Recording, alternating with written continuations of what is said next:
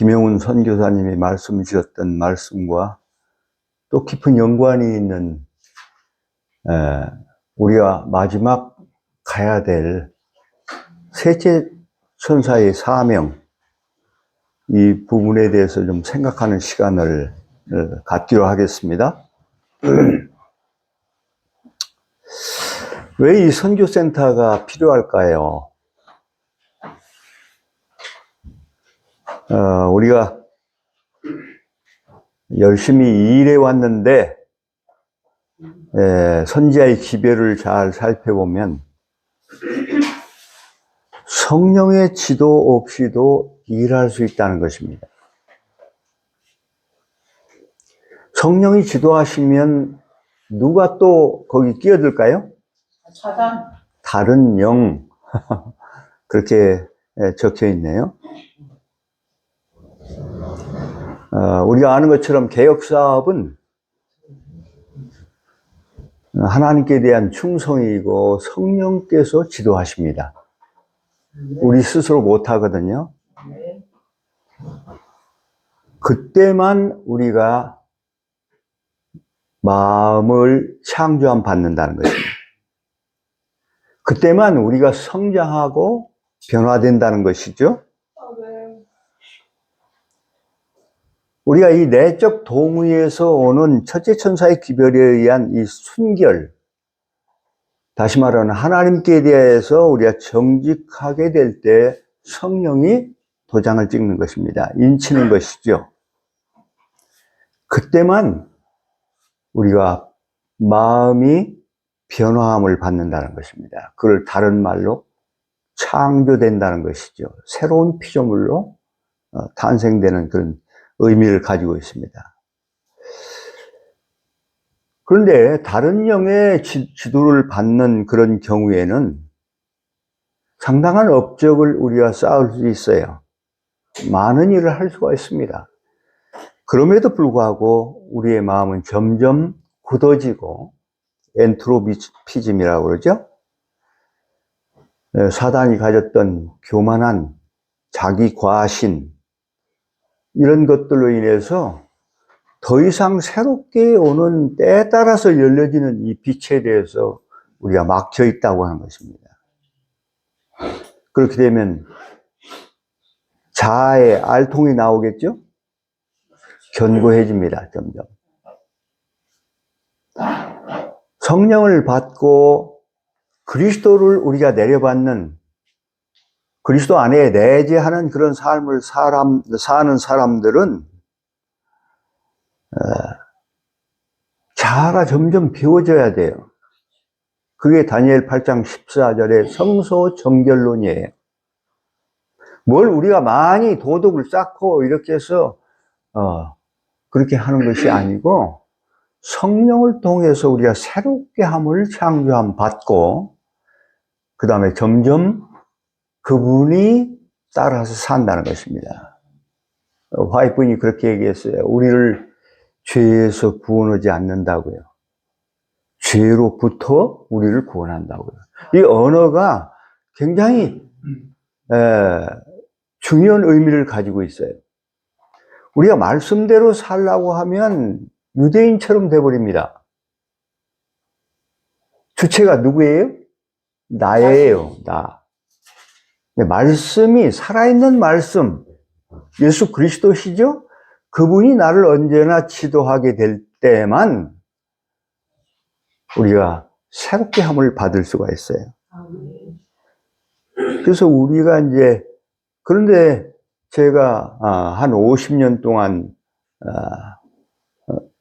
우리 백성들과 함께하고 함께 지도하고 이끌고 섬기는 일을 해왔는데 그럴 때마다 두 길을 보게 됐어요. 물론 제가 제일 많이 그렇게 산 사람이지만 어떤 분들은 품성 준비를 위해서 무척 노력하는데 자기가 중심이 돼서 일하는 걸 봤어요. 근데 제가 깨달은 정말 여러 곳에 깊이 성경과 예언의 신에 하는 그 말씀의 진의를 깊이 들어가 보면 우리가 정말 하나님의 사람이 되기 위해서는 내가 비워져야 되는데 이게 내 노력으로 된다고요? 안 된다고요? 안 돼요. 뭐 이게 되면 예수님이 뭐하라고 우리에게 오셔요? 안 되죠. 하나님 의존적이 돼야 되는데 그러기 위해서는 내가 비워져야 되는데 스스로 할 수 없다는 것입니다. 이 답답한 심정을 우리가 이해해야 돼요. 이제 성령이 그 일을 도와주시는데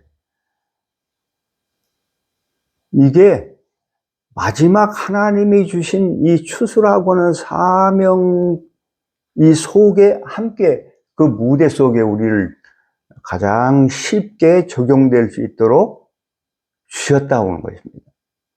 여러분 사도 바울이 자기 열정적으로 일했는데 그게 어떤 성령의 도움을 받았어요? 다른 영의 도움을 받았습니까? 사도 바울이 다메섹 이전에 열심히 일했잖아요. 그때는 다른 영의 지배를 받았죠.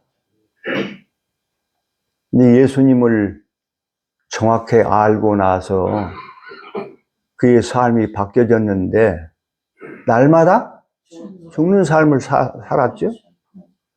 우리도 이 과정을 그냥 이론으로 이해하는 게 아니고요. 아무리 정통한 이론을 알아도 아무 소용이 없다고 그랬어요. 적용이 안 되는 이론은 나와 직접적인 관련을 가져야 되는데 그래서 바로 그 자리에서 돌려서서 자기 삶을 다시 시작하는 그런 모습을 볼 수 있습니다. 모세가 40년 동안 뭔가 좀 한번 해보려고 했는데 안 됐잖아요. 자기 의를 통해서 이루려고 하는 모든 것은 다른 영의 지도를 받는다는 것이죠. 그래서 이제 죽어라고 도망갔어요. 자기도 못 살려. 이스라엘을 구원하기는커녕 자기 자신도 건사하지 못해서 목숨을 부지하기 위해서 도망가는 모습을 볼 수 있어요. 40년 자기 자신을 지우개로 지웁니다. 천연계를 보면서. 성경이죠. 원초 성경인 천연계를 보면서 바위 앞에서 비바람이 쳐도 움직이지 않는 거대한 산 앞에서 과연 내가 누군지를 알게 되면서 이게 떨기 가운데 서는데 다 버리죠? 자기는 아무것도 스스로 할 수 없다고 생각했는데 신발을 신고 있어요. 그 보호막에 의해서 의존되고 있습니다. 하나님이 주신 것이 아니에요, 그건. 그건 이제 신을 벗고 그 앞에 섰는데도 자기는 아무것도 없이 다 비었다고 생각하는데 너 든 것이 무엇이냐 했죠? 뭘 들고 있었죠? 때가 기름이 잘잘 흐르게 묻은 언제나 가장 많이 사용했던 하나님을 부르고 그분을 의존했던 것보다 힘들면 거기를 의지하고 또 내게 위험이 올 때 짐승들을 몰아내고 하면서 가장 가까이에서 도움을 받던 그 때 묻은 그 지팡이를 버리라고 그랬죠. 이게 이제 자아를 벗겨지는 일인데 그렇게 한 다음에 사도 바울이 무슨 생애를 살았어요? 매일 죽는 생애를 살았죠. 매일 죽는 생애가 뭐였죠? 말씀 전하고 이 다른 영혼을 구원하려고는 예수 그리스도의 사명을 가져갔다는 것입니다. 베드로야 네가 나를 사랑하느냐 했을 때 베드로가 준비된 베드로다고요? 실패하고 예수를 부정한 베드로였지만 그에게 내 양을 먹이라고 했다고요. 사도행전 1장 8절 성령을 받으면 우리에게 권능이 오는데 그 권능이 뭐예요? 사명이에요. 예수님이 할 사명을. 그러니까 예수님 자신을 송두리 때 주는 것이 이 사명 속에 들어있고 그 안에서 우리가 순결하고 정직하게 일할 때만 내 자신이 그리스도의 사람이 된다는 것입니다. 그래서 그렇지 않으면 신앙을 오래 하면 할수록 자아가 튼튼해지고 영성은 메말라 간다는 것입니다. 그 대신 내가 한 어떤 의식이나 역사를 많이 하겠죠? 그걸 대체물이라고 하거든요. 그게 바로 금송아지 신앙, 바알 신앙이에요. 바알 신앙은 외인들에게만 있는 게 아니라 우리 안에도 엄청 많다는 것이에요. 자기 스스로 하나님이라고 생각하면서 그 주체가 자기거든요. 그렇게 될 때 사단은 그 사람을 가만 두지 않겠죠. 제일 먼저 사단이 참소합니다. 봐라, 이거 내 거다. 우리가 넘어지고 실패하는 그런 모습을 다 띄워놨다가 내 소유자냐. 그 다음에 공의는 저울이에요. 하나님의 저울. 그분 앞에 올려지는 것입니다. 심판 앞에. 근데 내용물이 그대로 전달돼요? 그대로 전달 안 돼요? 내 무게가 얼마나 가는지 달려져요. 근데 벨사살은 왜 망했죠? 말렸어. 알아보면 그 다음에 그보다 더 큰 것이 있는데 하나님 자신의 모든 것보다 더 우리를 사랑한 것이 자유의지예요. 자유의지가 겉으로 드러나야 돼요. 열매로. 그 다음에 더 큰 것은 이 네 가지를 잃어버리면 안 돼요. 첫째는 사단의 참소, 두 번째는 심는 대로 그대로 거두는 공의, 세 번째는 자유의지의 진실.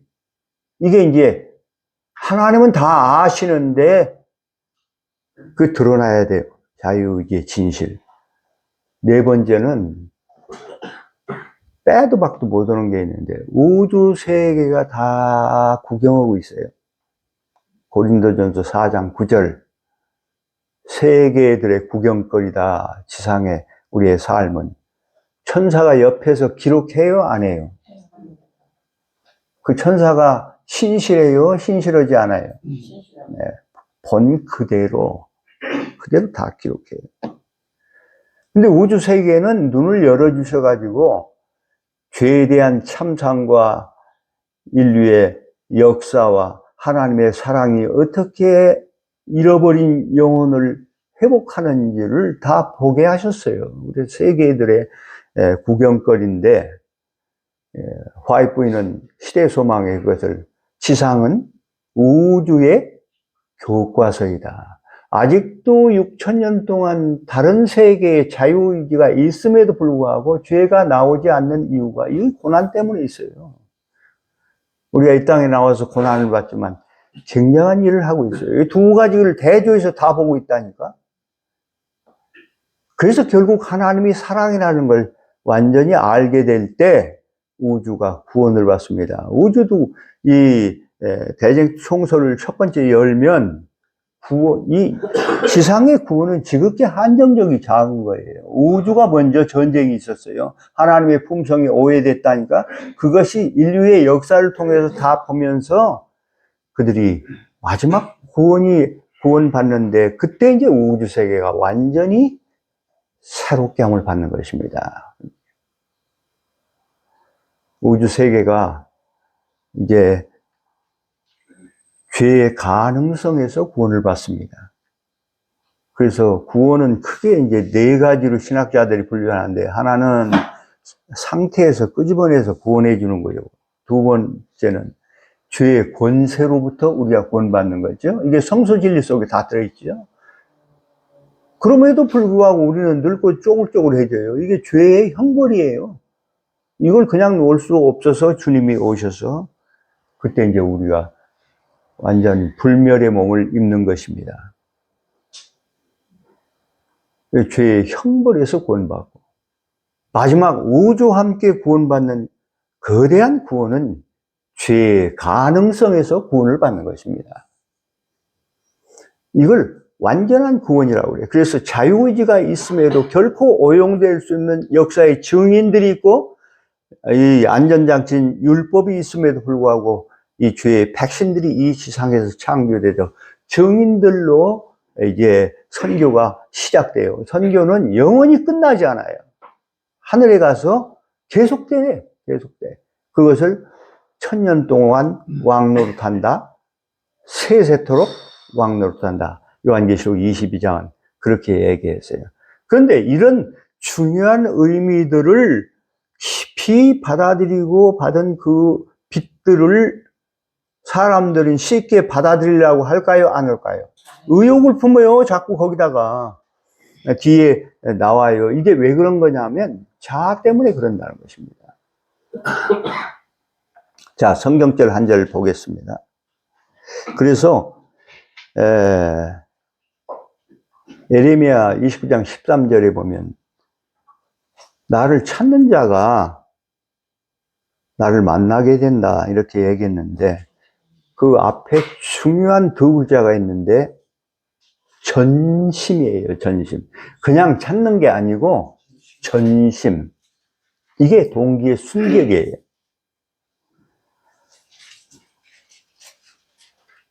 그래서 이제 하나님의 사업을 사단은 어떻게 하든지 일을 않게 하는 게 아니라 일을 하게 하면서도 망치게 만들어요. 여기에 이제 우리가 교육받아야 될 중요한 이유가 있어요. 일을 하기는 하는데 성령의 지도를 받지 못하게 만든단 말이에요. 여기에서 가장 크게 작용하는 게 자아라는 것이죠. 그래서 정로를 흩어놓고 연합하고 하나 되지 못하게 만들어요. 그래서 그 이전에 있던 성소진리, 은사나 이런 게 다 결국에는 하나로 나가는 이 길을 셋째 천사의 기별, 재림운동 때 다 집에 앉아 있었어요. 다 나갔어요.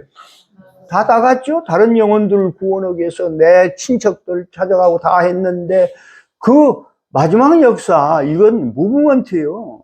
그리스도의 재림과 환난을 위해서 우리 자신을 정결케 하기 위해서 열심히 이루는 그 일로 다 나가야 되는데, 이걸 은사나 이런 걸로 계속 고집해서 못하게 한다는 것입니다. 가르쳐 지키게 하는 것을 누가 끝까지 하려고 그래요? 인간이 끝까지 하려고 그래요. 마지막 때 기별을 보면요, 시대의 소망 633쪽이나 여러 곳에 보면 회개시키는 걸 너무 신경 쓰지 말라고 하는 거예요. 복음을 전달하는 거예요. 그 말은 뭐가 됐다는 거예요? 사람 받아들인다. 추수 때가 됐다는 거예요. 추수는 누가 하는 거예요? 하나님이 오시는 거죠. 그러니까 뭘 하면 돼요? 복음의 씨를 밭에 뿌리면 되는 거예요. 그게 마태복음 13장은 예수님의 자서전인데 씨를 뿌렸어요. 예수님은 우리가 해야 될 일을 했다고. 근데 씨를 뿌리는데 좀 이렇게 가시떨기나 길가 이런 데는 안 뿌렸죠? 다 뿌렸죠. 다 뿌렸어요? 아유, 박사님들이네. 이 개념을 잘 알아야 돼요. 그런데 끝까지 인간이 좋은 밭을 찾으려고 한다니까. 여기 갖다 놓으면 좋은 밭인가요? 나중에 환란이 와보면 알아요. 성전의 기둥 같은 곳에서도 바람에 겨가 날아간다고 했다니까. 결론은 누가 내는 거예요? 하나님께서 주시하시는 거예요. 그러니까 마지막 때 이 과정, 지성소에서 이루어지는 역사로 가야 되는데 성소의 일을 열심히 하면서 이걸 못하게 만든다고 되어 있다니까. 이 교회에서 이런 얘기를 잘 안 해요. 뭐 몰라서 안는지 안 해봐서 안는지 모르지만, 그래서 셋째 천사의 기별은 지성소에서 이루어지는 기별이에요. 1844년 이후에는 지금 적용해야 되는 때 하늘 역사에 우리가 주의를 기울이면서 하늘 역사가 이 역사 속에 어떻게 하나로 조화되는가, 이것을 우리가 꼭 이해해야 돼요. 하늘에서만 있는 일이 아니라 내 성소에서 이게 이루어지고 있다니까.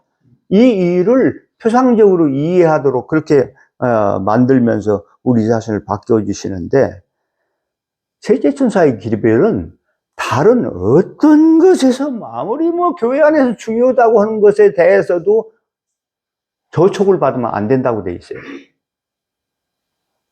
그늘지게 해서는 안 된다고 했어요.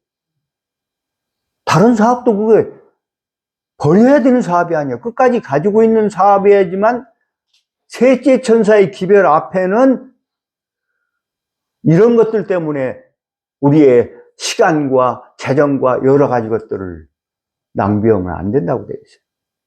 그렇게 하면서 심지어 다른 곳에 보면 10분의 10개 중에 9개를 복음을 듣지 않은 이방에게 전해야 된다, 이렇게 얘기하고 있단 말이에요. 그래서 이 중요한 사단은 엉뚱한 것 갖고 우리를 이용한 자, 그 전에 이르던 유대인들이 자기들이 하던 양잡아 제사에서가 할례 받고 하던 그것을 끝까지 고집하고 예수를 영접하지 않은 것처럼 이 마지막 라오디게아도 셋째 천사의 기별을 받아들일 준비를 않는 거예요. 그렇게 되므로 그걸 과거의 죄라고 그랬어요. 이 자막이 나올 수 있어요. 이것 때문에 망하는 거예요. 우리 죄 때문에 망한 게 아니라, 죄는 예수님이 대속하고 책임졌잖아요. 그래서 그분에게 우리를 돌려드리면 되는데, 단계로 안 올라가요, 단계로. 지금 마지막 지성소로 들어가야 되는 이 사업, 저 안식으로 들어가기를 힘쓰라고 한 시브리 4장으로 우리가 가지를 않고 있다니까. 내가 주축이 되고 있다니까. 이 부분들을 조금 여러분이 볼 수 있도록 제가 했으면 좋겠습니다. 자, 성경 말씀 하나 보겠습니다. 예레미야 42장인데요. 같이 읽겠습니다. 시작. 선지자 예레미야에게 이르되, 당신은 우리의 탄원을 듣고 이 남아있는 모든 자를 위하여 당신의 하나님 여호와께 기도해 주소서. 당신의 보는 바와 같이 우리는 많은 사람 중에서 남은 적은 무리이니 당신의 하나님 여호와께서 우리가 마땅히 갈 길과 할 일을 보이시기를 원하나이다. 같이 시작. 선지자 예레미야에게 그에게 이르되, 내가 너희 말을 들었은즉 너희 말대로 너희 하나님 여호와께 기도하고 무릇 여호와께서 너희에게 응답하시는 것을 숨김없이 너희에게 말하리라. 아멘. 숨김없이 너희에게 말하자. 이게 잘 안 되고 있거든요. 나팔이 제대로 불려지지 않고 있고요. 이 백성은 상태를 정확하게 모르고 있어요. 갈 길과 할 일, 이게 마지막 시대에는 똑같아지는 게 아니라 우리가 그동안 왔던 모든 빛은요 다 수용하는 빛이에요. 우리 어디 있든지 해야 되는데, 이제 새롭게 되는 빛에 의해서 점점 우리가 원만한 광명으로 나아가서 너무 확실한 그분의 대사가 되는 것이죠. 그런데 우리가 이 지성소로 들어간다, 셋째 천사의 기별 상태를 이해하고 간다고 하는 의미가 우리에게 오면 이렇게 된다고 했어요. 주님께서는 이 마지막 날을 위하여, 이거 마지막 날 얘기 아니에요. 진리에 대해서 점점 넓히는, 이 지식을 넓히는 방법으로서 지식이 우리에게 알면 어떻게 돼야 돼요? 어디로 나가야 돼요? 이 당신의 사업이, 이게 마지막 셋째 천사의 기별을 얘기하는 거예요. 뒤에 다 쭉 읽어보면. 선교적인 방면으로 전진하도록 하셨다 했는데, 지금 우리 이제 성소진리나 성령론이나 믿음으로 만난 의나 안식일 기별이나 이런 모든 셋째 천사의 기별의 넓은 장르들이 선교하도록 준비시켜요. 거기서 끝나고 말해요. 이론은. 잘 보세요. 잘 보시라고. 열심히 모여서 뭐 종로의 계단 있고 다 하는데 선교하는 거 봤어요? 밥 먹고 끝나면 끝나지. 이렇게 만든단 말이에요. 품성 준비한다고 이렇게 들어가서 살면서 복음을 모르는 저 수많은 백성들을 향해서 제가 지난번에 했잖아요. 0.3%. 그걸, 그 상태를 가지고 끝내려고 하고 있다니까.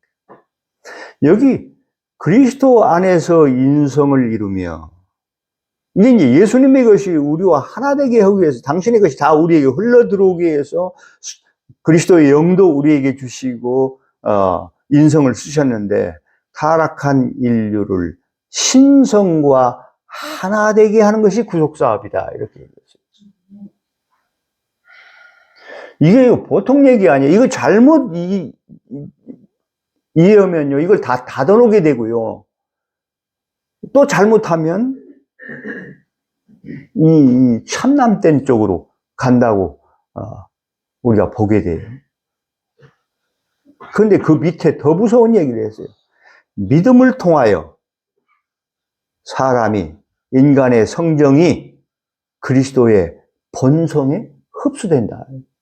그리스도와 같아지는 거예요. 시대의 소망 142쪽에는 그리스도와 같은 품성을 우리에게 주시기 위해서 이 사업을 주었다 했어요. 구속 사업은요, 천사시키면 하루 이틀이면 끝내요. 그런데 십자가에서 주신 약속이 당신의 모든 사역까지도 우리에게 다 주었다니까. 하늘과 땅의 모든 권세뿐만 아니라 그분이 하셔야 되는 사명까지도 우리에게 주셨어요. 예수님이 여기 내려와서 하실 수 있어요, 없어요? 못 하시는 게 십자가에서 막아놨어요. 다 줘버렸어요, 다 우리에게.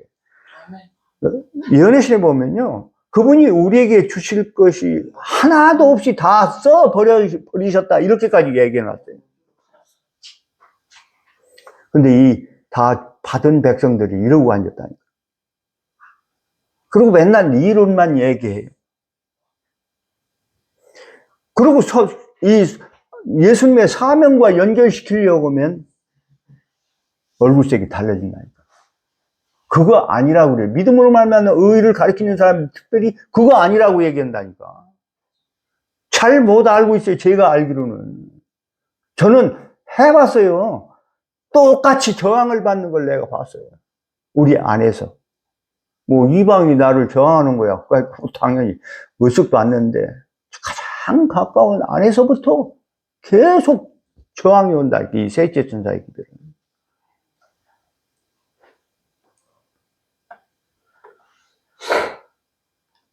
전도가 끝나나 한번 봅시다. 저희는 하늘나라에서 사업에 참여할 특권을 갖게 될 것인데, 이는 저희가 이 세상에서 주의 사업에 참가함으로써, 누구의 사업이에요? 예수님의 사업이 우리 사업이 아니야. 하늘에서 일할 자격을 얻었기 때문에. 여기서 왕들이 만들어져요. 아멘. 우리가 천국에서 어떠할 것이냐가 현재 우리가 이 세상에서 어떠한 품성을 갖고 있으며, 이 품성이 잘 보세요. 품성이 뭔가. 그 뒤에 설명을 해놨잖아요. 우리는 품성은 자꾸 도덕 그것만 얘기해요.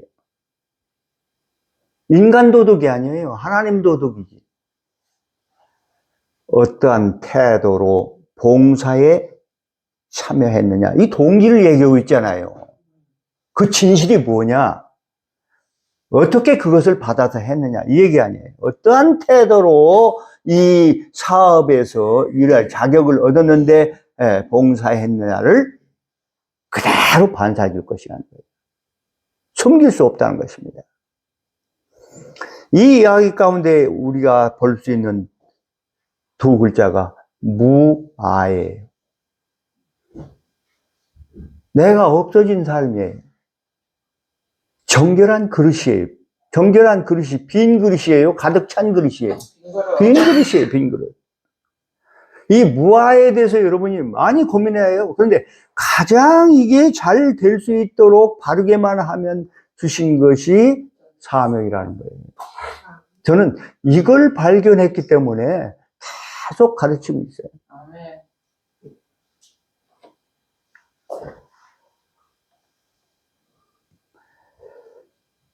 엘리야가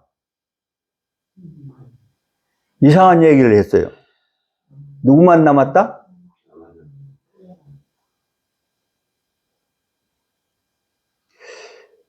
그렇게 놀라운 역사를 이룬 웅변가요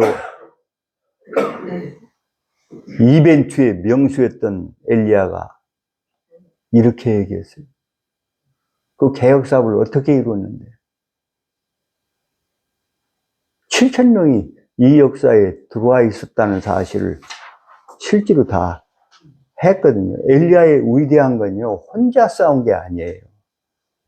수많은 백성들을 깨웠는데,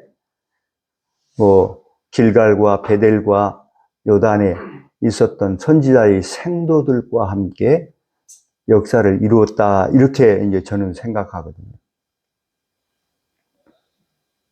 여러분, 갈멜산 그 제단을 수축할 때 그 산 꼭대기 높은 곳에 뭘 팠지요? 제단을 수축하면서 무너진, 노랑. 깊이 또랑을 팠어요. 그럼 뭘 준비한 거예요? 뭐가 온다는 걸 알았어요, 이미. 비가 3년 우로가 지금 제가 보기에는 이 남은 교회에도 지금 완전한 가뭄이거든요. 비가 안 와요, 비가. 그래서 이 제단을 수축했는데 비가 억수로 올 걸 이제 믿은 사람만 이걸 할 수가 있어요. 또랑을 깊이 파서 이미 수축된 제단이 무너지지 않도록 또랑을 팠다니까. 그 또랑을 파는데 가장 중요한 것은 그 또랑에 물을 채워야 돼요.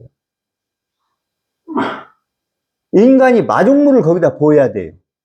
우리가 이 펌프질을 하는 거 보죠? 그거 그냥 가지고 계속 하면 물이 올라와요? 안 올라와요?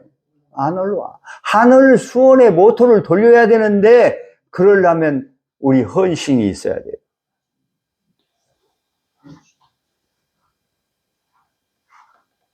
그 엘리야가 혼자 한 게 아니에요. 여러분, 성경은 그런 시시껄렁한 거 다 기록할 필요가 없는 거예요. 그런데 영으로 들여다보면 다 보인다니까. 영어로 보면 얼마나 많은 사람들을 감동시키고 동원시켜서 이 역사를 수축했는지 알게 돼요. 요 제단 수축하는 데까지는 우리가 잘 모르지만 마지막 또랑에 물이 가득 차고 넘쳤습니까? 안 넘쳤습니까? 그리 시내가 마지막 말르는 시냇물인데 거기 다 말랐어요. 하나님이 그들에게 매질을 해서라도 이 백성을 돌이키게 하려고 하기 위해서 우로를 그치게 했는데 이 백성들이 마실 물이 마지막 마르는 그 시내를 누가 마셨어요? 엘리야가 가서 마셨어요. 엄청 중요한 의미가 이 속에 들어있어요. 이 백성들에게 어려움이 와야 돼, 환란이 와야 돼. 이렇게 편하게 살면서 시련이 오면 아무것도, 나는 죽어도 못하고 다 끝난다니까. 내가 볼 때. 고난 학습을 전혀 받지 못했어. 이 고난이라는 건 하나님의 뜻대로 살기 위해서 생기는 어려움을 얘기하는 거예요. 내가 잘못해서 당하는 고생이 아니야. 고난과 고생은 하늘과 땅 사이라니까. 고난은 하나님 뜻대로 살기 위해서 내 자신을 바르게 의로 인도하게 될 때 오는 어려움들이에요. 이것이 우리를 바꿔준다는 것입니다. 그런데 이것이 어디 속에 있느냐면 사명 속에 들어있어요. 야, 이게 얼마나 하나님께서 우리에게. 그런데 그릇시내도 다 말랐는데 물이 어디서 나서 그 또랑이 넘쳐 흘러느냐 이 말이야. 분명히 성경에 물이 넘쳐 흘렀죠? 조금 파는 신용만 했어요. 깊이 팠어요. 또랑을 깊이 팠는데 물이 넘쳐 흘렀다니까. 이게 마지막 비밀이에요. 하나님의 뜻을. 그 마지막 비밀이 먼저 엘리야가 이 갈멜살 역사를 하기 전에 이방에서 했어요. 이방 사역이 먼저 끝나야 이 내부 사역이, 선결 사업이 이루어져요. 이걸 잘 봐야 돼요. 자, 요 3년 이 가뭄 속에서 지금 사람들이 다 물이 없고 양식이 없어서 굶어 죽어가는데 가장 중요한 게 누구를 살려야 돼요? 엘리야. 백성. 아, 뭐 얘기가 나왔는데? 엘리야. 그렇지! 엘리야가 죽으면 어떻게 돼요? 사명을 못하는. 아니, 다 죽어버리지. 이게 우리의 신분이에요. 엘리야가 죽으면 그 세상은 다 망하고 말어. 그러면 나는 못 먹어도 누구는 살려야 돼? 그 속에 복음이 들어있어. 하나님이 전달해준. 그래서 요사밧은요, 그 초짜 그 선지자 아시엘이 얘기했을 때 그 얘기를 리발브를 했다니까. 왕이 그 아시 앞에 엎드려서 하나님을 경배하면서 하나님을 신뢰하라. 그러면 어떻게 해라? 견고히 서리라. 그가 보내신 선지자 누구예요? 옆에 서 있는 아실의 초짜. 레위인이었던, 성전에서 뭐 이런 봉사나 하고 뭐 불 떼고 하던 그 초짜 아실을 옆에 두고 그 선지자를 신뢰하라. 그러면 어떻게 하리라? 형통하리라. 그럼 방금 우리가 이 에레미야 42장 말씀도 선지자의 말을 그대로 들었지 않습니까?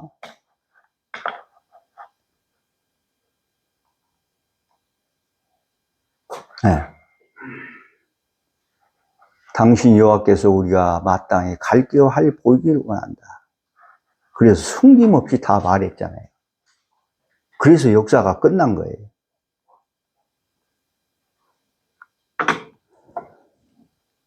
그런데 그 물이 어떻게, 뭐 엘리야가 뭐 기적을 거기서 행하면 되질 않아요. 역사 속에서 하나님께만 답을 구하고 있는데 엘리야가 만들어내면 안 돼요. 그때는 할 수 있어요. 엘리야를 통해서. 근데 바알 신상들이 평상시는 불이 내려오게 했어요, 안 했어요? 했어요. 다 얼마든지 그러니까 아무것도 아니에요. 그런데 누구 앞에서는 못해? 이걸 이제 세상이 모르는 거예요. 그래, 하자. 그저 열재앙 할 때 막 개구리 나오고 다 했어요, 안 했어요? 다 했잖아요.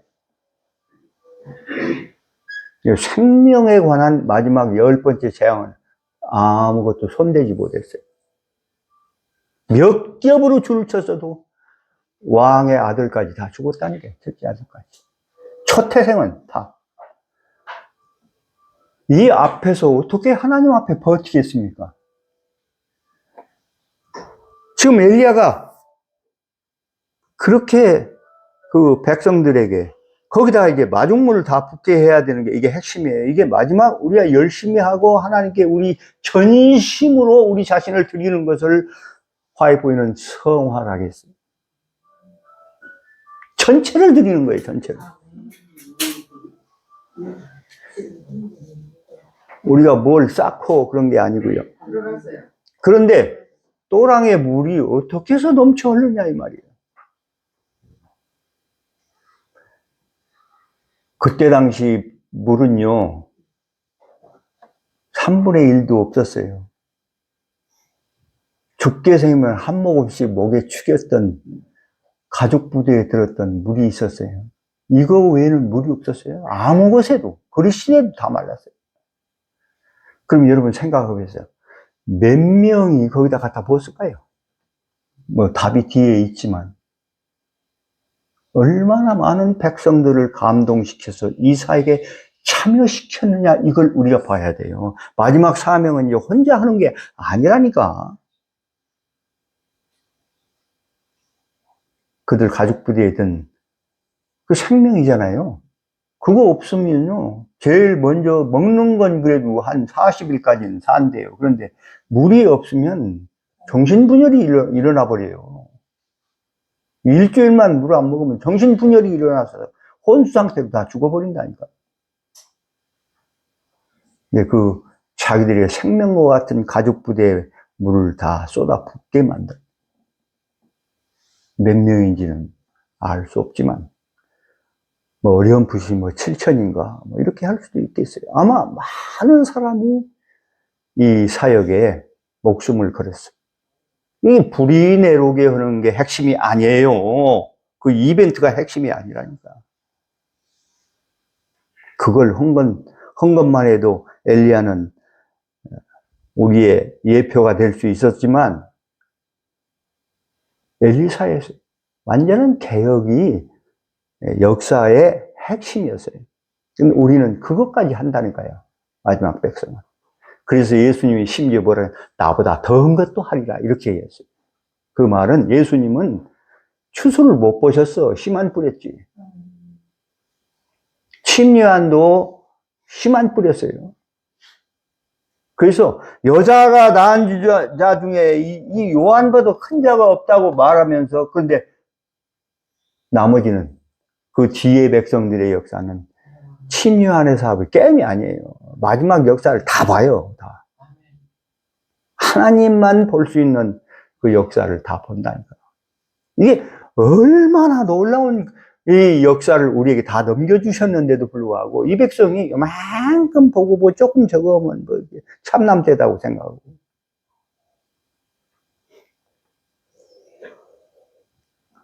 그랬을 때 모든 백성들이 누가 하나님인지를 알았어요. 이게 마지막 큰 외침이에요. 누가 하나님인지 알았다니까. 그러면 비를 달라고 누구한테 기도해야 돼요? 많은 사람이 하나님께 기도했겠죠? 요게 이제 핵심이에요.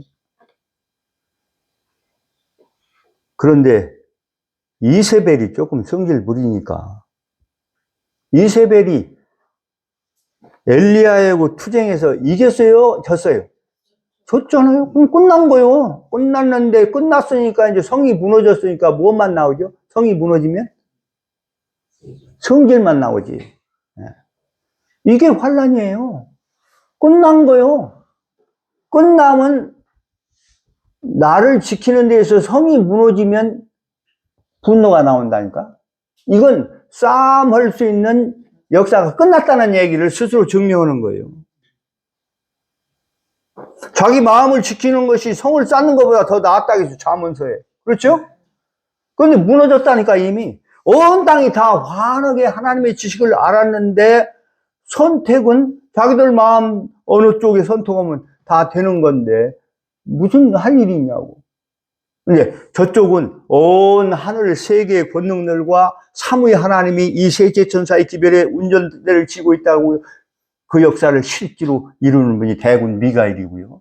온 천사가 동원되면요, 천사가 여러분 얼마나 되는 줄 아십니까? 우주 세계 수도 없는 많은 곳에 사람들이 사는 곳이 있는데, 그 사람들을 다 관리하는 천사들이 여기 집중되면 덮고 몇 겹으로 덮어요.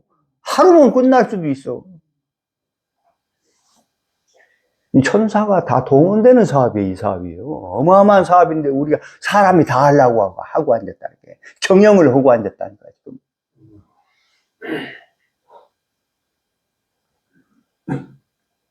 그래서 이제 엘리야가 이런 얘기를 했죠. 참 답답한 얘기죠. 여태 다 필요한 거 다 씌워먹고 조금 어려우니까 나만 남았어 했는데, 제가 앞에서 해보니까 이 말이 나오더라고요. 모든 어려운 짐들은 앞서가는 사람에게만 오더라고. 해보셔야 알아요. 이 얘기를 보면서 저는 엄청 감동받았어요. 엘리야가 나만 남았다고.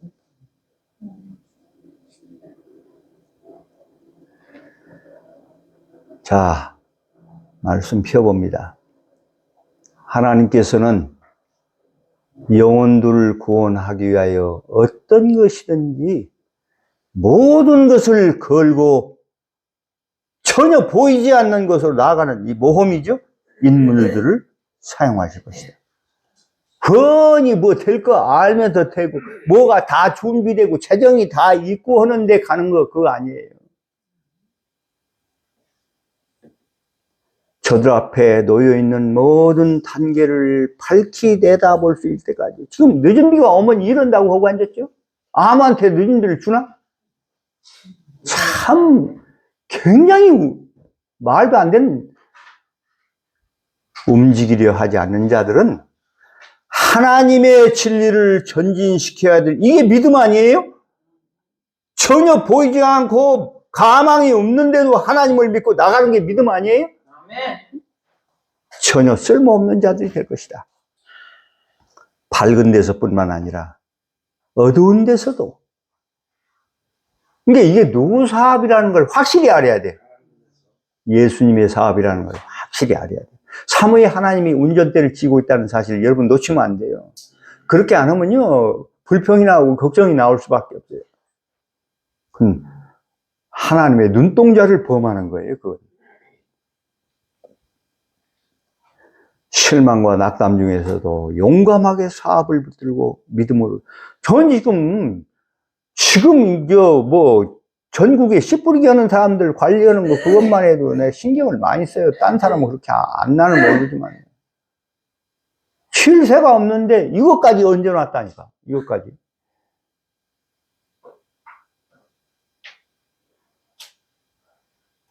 그래서 어제 내가 실려갔잖아요. 쓰러져서. 가서 조사가 보니까 MRI를 안에 막 기계 안에다 집어넣대요. 삥삥 돌리고 다 했는데 아무 이상이 없어.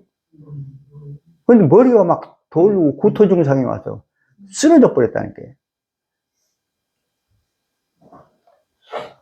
여러분, 하나님 사업이나 이런 문제를 가지고 고민하고 막 이렇게 하다 보면요, 머리가 빙빙 돌 때가 많아요. 그래서 여러분이 여기 와줘서 내가 지금 여기 서 있는 거예요. 눈물과 꾸준한 소망으로 모든 물가에 씨를 뿌리며 사업을 발전시키기 위하여 주님을 신뢰하고 나가는 일꾼들이 오늘날 있어야 한다. 제가 해외를 지금 10년 전부터 나가서 이렇게 해야 된다고 하는데 한 팀도 나 하는 걸 못 봤어요. 불평이 아니에요. 현실을 얘기해 주고 있는 거예요. 그러면 안다는 거예요? 모른다는 거예요? 모르는 거예요. 10분의 글을 이방의 복음을 전해야 된다고 하는 하나님의 말씀을 액면 그대로 받아들이는 사람은 현재는 없는 것 같아요.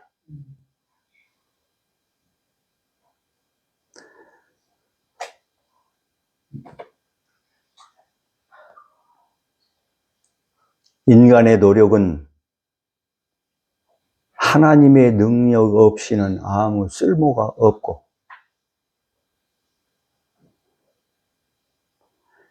인간의 애씀이 없이는 하나님의 수고가 사람들에게 전혀 도움이 되지 않는다. 엄청 중요한 얘기예요. 하나님의 은혜를 우리 자신의 것으로 만들기 위해서는 우리는 반드시 우리의 뭘 해야 된다? 몫을 해야 된다. 4가지 얘기했죠? 하나님의 은혜는 우리로 뜻을 정하고 뭐 하도록?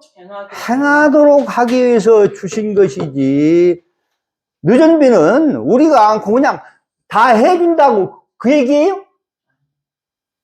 우리의 노력을 대신해서 그냥 다 너희들은 가만히 있어서 때가 되면 다 해준다는 얘기예요? 아무한테나 그렇게 돼요? 그때 되면요 끝나요. 일요일 협령 오면 끝나요. 다 이 교회는. 좋은 비가 그때 미련한 처녀들이 슬기 있었죠. 그때는 나한테 팔으라고 한다고 그 하루아침에 그게 품성이 나와요? 역사인데 이게 지금까지 매일매일 살아온 역사인데.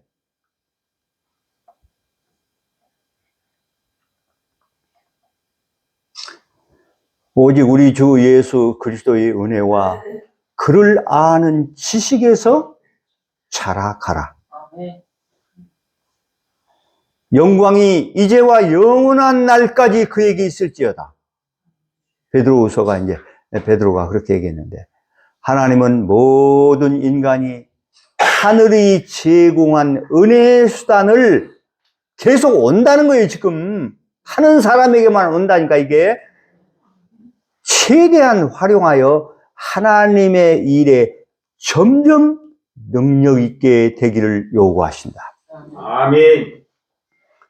그리스도의 신앙심, 그리스도의 순결, 그리스도의 사랑이 항상 증거하여, 예수의 것이 항상 우리에게 증거하여 그의 재능이 배가 되고 능력이 그분의 신적 주인을 섬기는데 더욱 커지도록 모든 준비가 되어 있다. 이게 보통 말씀이 아니에요? 그러나 이러한 준비가 있음에도 불구하고 예수를 믿는다고 고백하는 많은 이들이, 장로님이요, 우리가 창조력도 받는다고 했는데 웃기네 하고 있어요, 사람들이. 우리가 다른 영혼을 하나님께 인도해서 살게 하는 게 창조력이에요? 창조력 아니에요. 이 사람이 할 수 있는 일이에요? 하나님만 할 수 있는 일이에요? 그걸 우리한테 맡겼다니까. 뭐 단순하게 봐도 뒤에 무서운 말씀들이 나와요. 그러나 이러한 준비에 불구하고 예수를 믿는다고 고백하는 많은 이들이 그들의 삶과 성품에 진리를 통한 성화의 능력이 나타나도록 창조되지 않는다.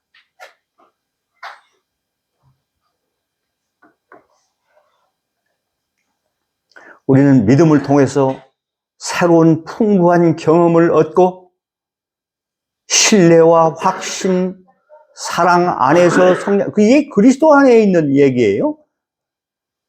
성장하며 하나님과 그분이 보내신 예수 그리스도를 알아야 한다. 이 예수는요, 그 키가 자라면서 하나님과 사람들에게 더 사랑스러워 가셨다. 이게 이제 우리에게도 똑같이 와야 돼. 예수의 것이 우리에게 더 사랑스러워 가셔야 돼. 불경건에서 경건으로의 변화하는 일은 계속적인 작업이다. 날마다 하나님은 인간의 성화를 위해서 일하시고 인간은 그분과 협력하여 올바른 습관을 기르는데 지속적인 노력을 기울여야 된다. 이게 사명 속에 다 들어있다는 얘기와 똑같은 얘기예요. 딴 곳에는 아주 직접 얘기해버렸어요. 그는 은혜 위에 은혜를 더하. 이게 이제 성소로 들어가는 과정이에요. 은혜 위에 은혜를 더하며 이렇게 덧셈의 계획으로 일할 때 하나님은 곱셈의 계획으로 그를 위해서 일하신다. 아멘. 말도 안 되는 일이 내게서 되는 거예요. 누가 해주신 거예요? 예수님이. 구주께서는 항상 회개하는 마음의 기도를 듣고, 회개한다는 게 뭔지를 알아야 돼요. 무슨 말을 해도 성경과 일치되면 다 믿는다니까. 그러면 회개한 사람은. 근데 회개하지 않은 사람은요, 딴지를 걸어요. 은혜와 평강은 누구에게 더해진다? 신실한 자들에게 더해진다. 예, 여러분이 하려고 찾고 찾아야 되는데 전심을 바쳐야 돼요. 자, 그러면 남은 교회의 견고한 토대에 대해서 이제 초기 문집에 쭉 있는 말씀을 한번 좀 살펴보겠습니다. 나는 교회의 견고한 믿음은 흔들려고 하는 자들을 겉들떠 보지도 않고 매우 신중하고 확고하게 서 있는 한 무리를 보았다. 우리가 이 무리 가운데 들어가야 되겠죠? 아멘. 하나님께서는 저들을 기쁨으로 바라보고 계셨다. 이 기별들의 1.1핵이라도 이 셋째 천사의 기별에서 1.1핵이라도 부드럽게 하거나 이렇게 하면 더가나 빼는 자에게는 화가 있을 것이라고. 요한은 그대로 했어야 안 했어요. 10년은 그대로 했다는 걸 어떻게 알아요? 누가 또 그대로 했어? 예수님이 그대로 했잖아요. 독사의 새끼들아, 10년만 했어요? 예수님도 했어요. 요한의 말과 똑같은 말을 했어요. 도장 찍었잖아요. 이 기별을 바르게 이해하는 것은 매우 중요한 일이다. 모든 영혼들의 운명은 이 기별을 받아들이는 뭐에 달려있다? 태도에 들어있다. 아멘. 받기는 다 받아요? 하나님께서는 이 태도에 죽고 사는 문제가 있다는 거예요. 나는 그들이 하나하나 토대에 접근하여 그 터를 시험해 보는 것을 보았다. 이게 이제 경험의 기별이라는 거예요. 셋째 천사의 기별. 들어서 여러분이 다 알아도요, 아무 소용없어요.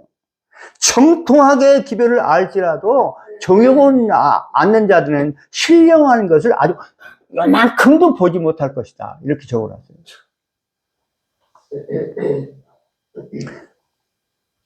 토대를 밟고 섰으나 어떤 사람들은 시험해 보면서 그걸 맛보아 아는데 토대에 흠을 찾기 시작했다. 그들은 구석의 경륜에 대해서 보존해온 모든 빛을 잃어버렸다. 결국에는 못 쓰게 돼버려요. 못 쓰게 된다는 건 누가 떠나간다는 거예요? 성령이 걷어간다는 거예요. 해보세요. 없는데 해보시라고. 하면 할수록 악이 나온다니까. 쓸데없는 의식과 희생제도를 신뢰. 유대인들이 이렇게 했는데요, 남은 교회도 이렇게 하고 있다니까. 지금 다음 단계로 안 들어가고, 이게 라오디게예요. 셋째 천사의 기별을 받으면 나오게 대한 엄청난 능력의 교회가 되는데 문 밖에 세워두고 계시다. 예수님을. 볼지어다. 요한계시록 얘기했죠, 3장에.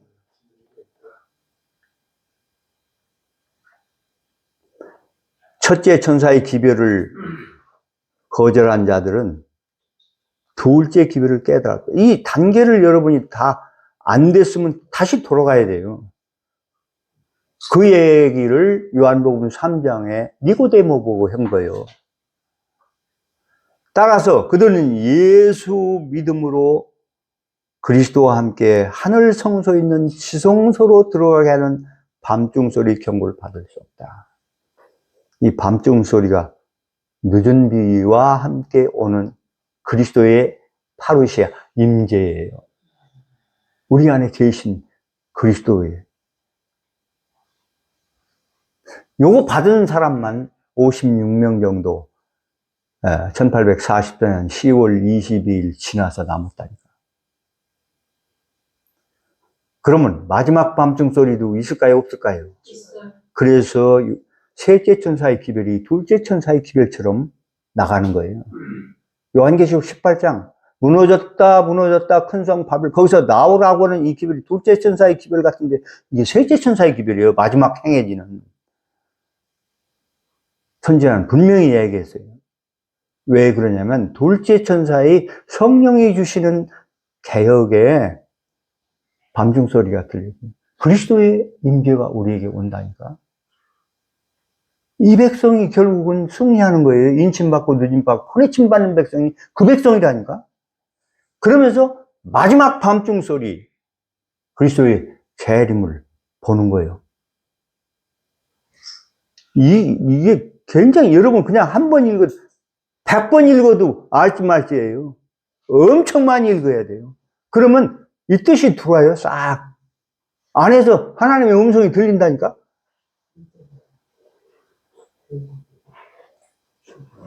그리고 그 이전에 두 기별을 거절함으로써 그들은 이해력이 둔화해져서 지성소로 가는 길을 보여주는 셋째 천사의 기별 속에 있는 빛을 깨달을 수 없게 된다.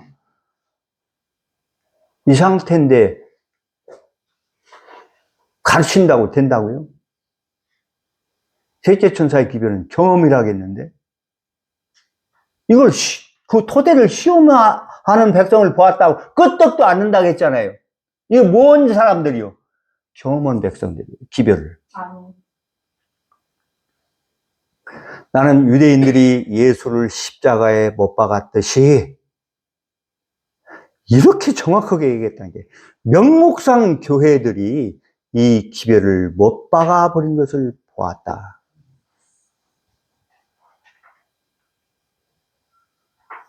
굉장한 교회예요. 이 교회에서 마지막 역사가 일어나요.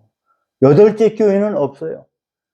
그런데 어떤 상태를 우리가 받아야 되는가 하는 부분들을 잘 보란 말이에요. 명목상 교회들이 이 기별을 못 박아봤는데 그러므로 그들은 지성소로 나아가는 길을 알지 못하며, 그런데 이 길을 알려면 경험이 있는 자를 따라서 예수를 만나서 지성소의 법궤 앞에 서게 하는 얘기가 뒤에 또 나와요. 아주 중요해요. 이론 여러분이 100점 다 맞아도요, 되는 건 하나도 없다니까. 실제로 해야 된다니까.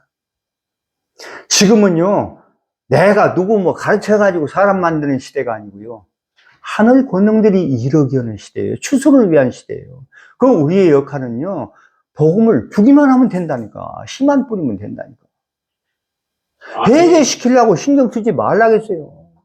그러다 보니까 이 일을 못 오는 거예요. 순식간에 다 날개를 달아서 해야 되는 이 사업이 안 되는 이유는요, 인간이 다 모든 것을 과정을 보려고 하니까. 추수는 씨를 뿌리는 게 다예요.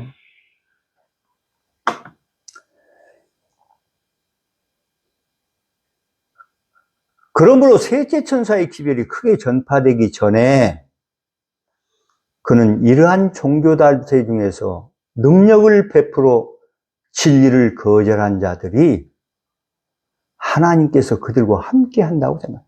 교회 안에 있기만 하면 하나님께서 함께 한다고 생각하게 이렇게 만들고 있다는 거죠. 실제는 아무것도 되고 있지 않는데, 그는 신실한 자들을 속여서 하나님께서 아직도 교회를 위하여 역사하고 계심을 믿도록 유인하고자 한다. 괜찮아, 그렇게 열심히 해요. 성소에 그냥 머물러 있어.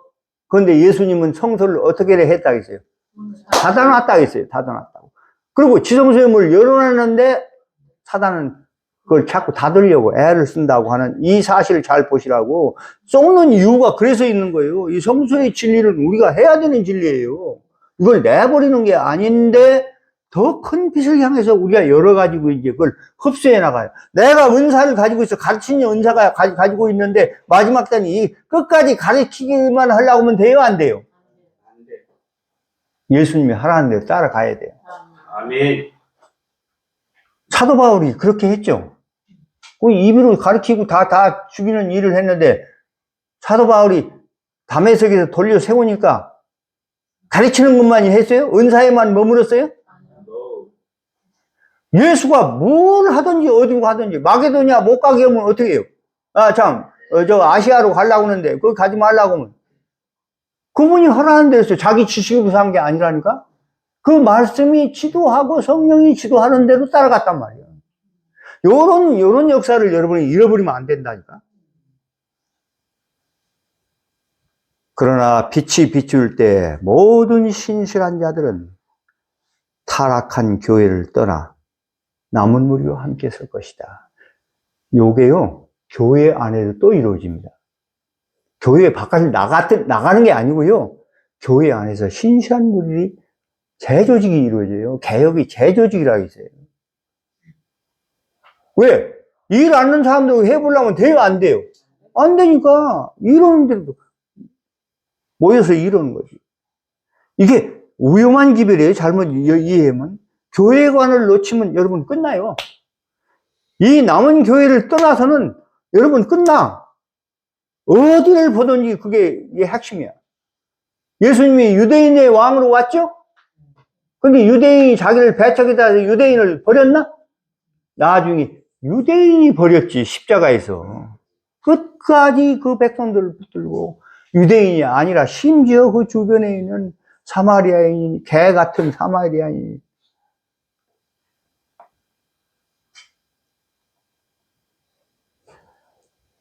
자아가 사라질 때 당신의 성령을 부어주실 수 있다. 아멘. 성공은 숫자나 수중에 있는 시설이 아니라 살아계신 하나님의 임재이다. 이것이요, 숫자 많은 것이 중요한 게 아니에요. 이 땅에서의 하나님의 사업이 총 걸기하기 전에는 결코 끝날 수 없다. 총 걸기하면 은사 고집하고 있어야 되나요? 뛰어넘어야지. 은사 그거 중요한 거예요. 은사를 받으면 어디 가나 은사를 해서 남 도와주고, 내가 뭐 어떤 그런 기술이 있으면 다 남 도와주는 건 당연한 건데, 그거 가지고 있다고 해서 내가 그것만 주장하고 있는 게 아니라니까. 셋째 천사의 기별 상태로 운동성으로 나가야 된다니까. 아멘.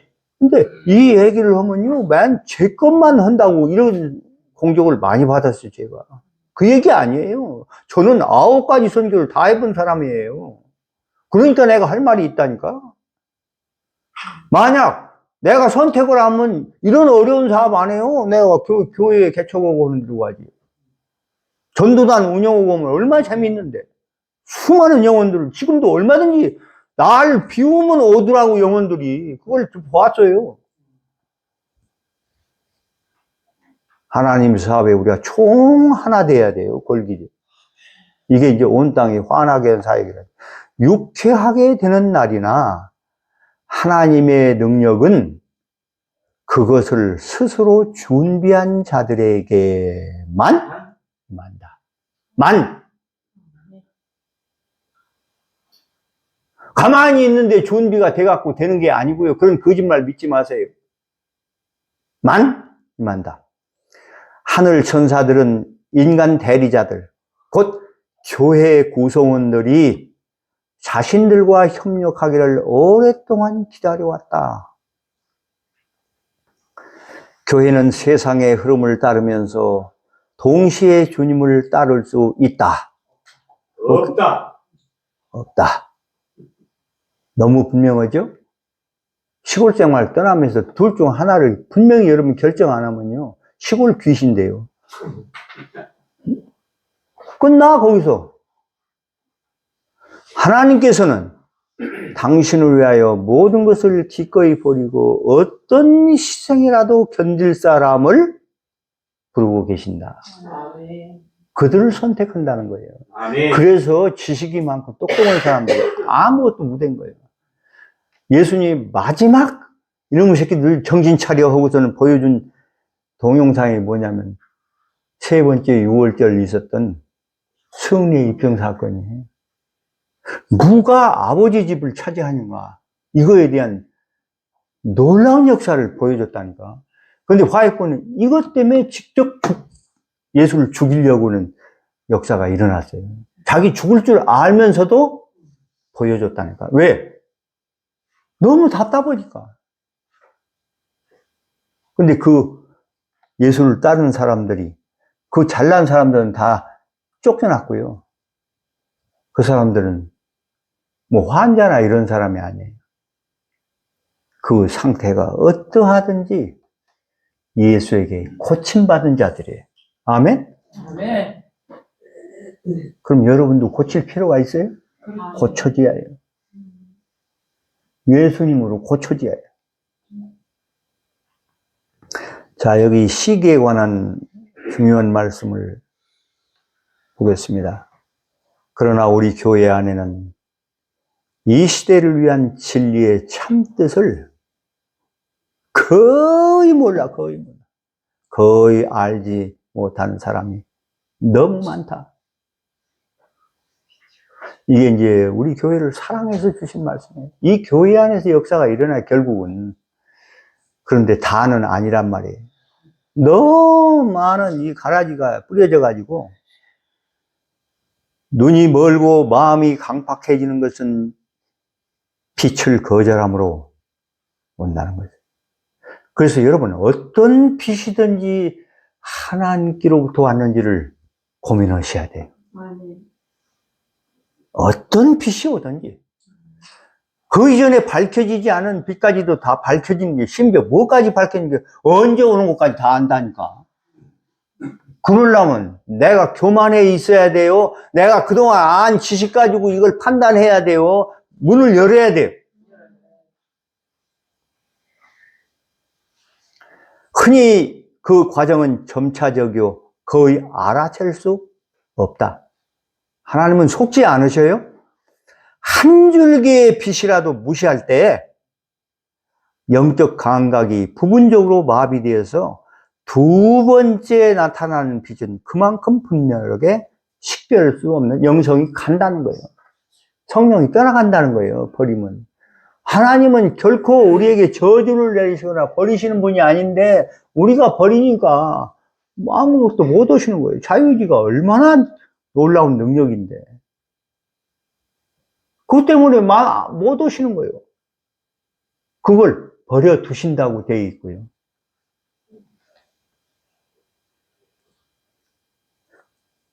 그리하여 영혼의 밤이 차지하기까지 암흑은 증가된다.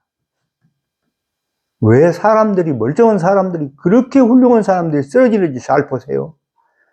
유대의 지도자들은 이러한 상태에 빠져 있었다. 오늘날 지도자는 유대의 지도자들만 못 오지요.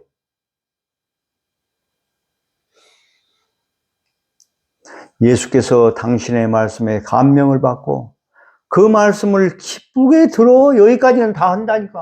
여기까지는. 성령께서 내재하시도록. 오야 되는데 딱 버티고 있어요. 누가? 자아가. 문제가 이거요. 이걸 부시려고 우리가 하나님이 가라는 데를 가고 말도 안 돼도 행하는 거예요. 전혀 보이지 않는 일을 할 때 우리가 감사해야 돼요. 때려 부셔 나를. 그런 훈련 없이 내가 무너진다고요? 얼마나 고래 심줄인데.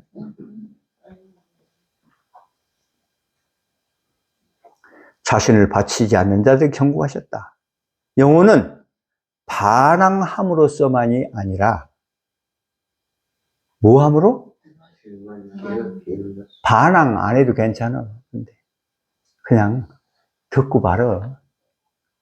끝난다니까. 이게 얼마나 두려운 말씀인지 몰라요.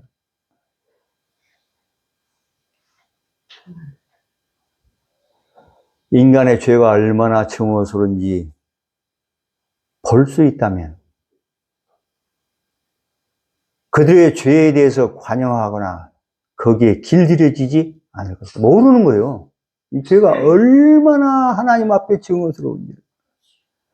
그들은 생활과 품성 속에서 개혁을 하게 될 것이다. 이걸 안다면 은밀한 과학들은 정복될 것이다. 그날로 끊어져 버린다니까. 하나님 앞에 서서 내 이 부끄러움을 볼 수 있다면, 그대가 하늘에서 성도가 되게 한다면 그대는 이 땅에서 먼저 성도가 되어야 한다. 너무 당연한 얘기 아니에요? 우리 형제들이 은밀한 과오를 정복하는 일이 크게 필요되고 있다. 하나님의 불쾌히 여기심이 구름처럼 저들 중 많은 사람들 위에 머물러 있다. 교회는 연약하다. 이기심, 이거 없는 사람 한번 나와 보세요. 무자비, 탐심, 질투, 악한 추측, 사기, 하나님을 사기친다니까? 도적질. 여러분, 상인들에게 가서 물건을 강제로 깎는 거 도둑질이에요. 그들 어느 정도 보장을 해줘. 그리스도인이 그냥 깍쟁이가 돼가지고 그냥 계속 깎아내리면요. 도둑놈이에요, 도둑놈. 안식일 기별 속에는 이게 다 들어있다니까. 엉뚱한 소리만 하고 있다니까. 아니, 1억 원을 교회에 헌금을 바치는 건 쉬워. 그런데 콩나물 사러 100원어치 사는데 한 주먹을 더 집는다니까? 합격? 불합격. 속고 있다니까, 속고 있어. 하나님은 사람을 본다니까. 행위를 보는 게 아니오.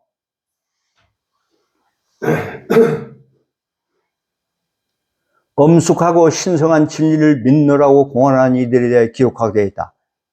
그리스도인이라고 주장하는 이들이 이런 행습에 계속 몰두하고 있는데 어떻게 해야 이런 저주받은 것들을 진영에서 몰아낼 수 있겠는가? 그들은 사람들 앞에서는 어느 정도 조심스럽게 행하지만 하나님께 불쾌의 여김을 받고 있다. 그분은 순결한 눈이 드러나고 숨겨진 보물들을 보고 있으며 한 목적자가 기록하고 있다. 그들이 회개하고 자신이 하나님께 고백하지 않는 한, 반석 위에 떨어져 깨어지지 않는 한 그들의 죄는 기록한 책에 그대로 남아있게 될 것이다. 자, 기도하고 이로신 아버지, 우리 앞에 주어진 이 진실, 우리 자신을 비워드려서 그분이 우리의 온전한 주인이 될 수 있는 이 놀라운 은혜의 성결이 우리의 이 탐심과 이기심 때문에 되지 않고 있는 이 불쌍한 지경을 주님 긍휼히 여기시고 요구하라고 하셨으니 주의 성령을 우리에게 보내주시옵소서. 고통스럽더라도 주께서 주신 말씀을 계속 깊이 명상하도록 하시고 그 말씀 속에서 주시는 한 음성을 듣게 주님 축복해 주십시오. 남의 얘기나 듣고 성경이나 이렇게 떠들어보는 그게 아니라 그 속에서 하시는 말씀을 들을 수 있는 길을 우리에게 열어주시길 기도합니다.